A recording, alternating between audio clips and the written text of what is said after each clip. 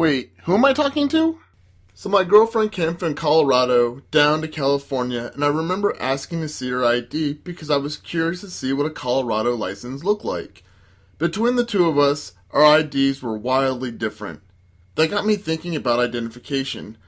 Why is it we have a different ID card for every state? Why don't these IDs all follow a standard specifically for US citizens? And why don't our ID cards do more? Things like hold our medical record, driving records, criminal status, birth certificate, and social security numbers digitally in one location.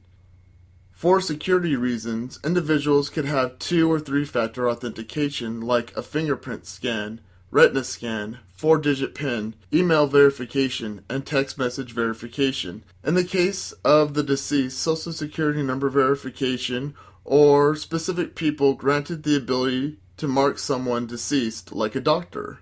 Having information in one centralized location would be a good way for employers to find out if they're legally allowed to work, or have any basic needs that an employer should know about, like any handicaps.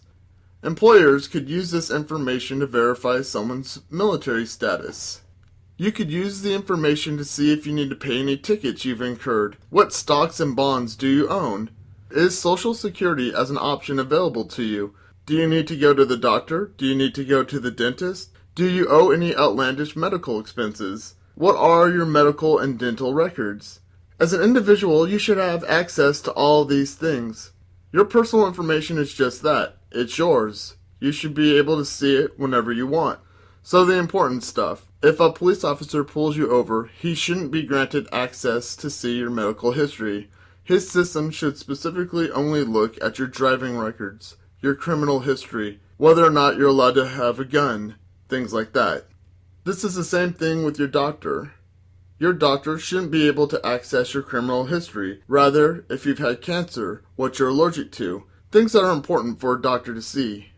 Your ID should also have available your birth certificate, your social security card, residencies you hold and own, things for the DMV like vehicles you own, what tags are up to date or out of date with their registration.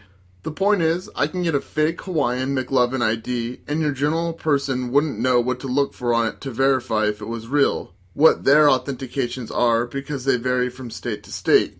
My California ID has more ways to verify if it's authentic than her Colorado ID, which brought me back to high school with how much it looked like a school ID. If there were a national standard for the way IDs looked, they could be checked more quickly and effectively. Put it simply, I just feel IDs should be revised, that's all. There should be a national standard for the United States that holds people's personal information which they can access in a centralized location.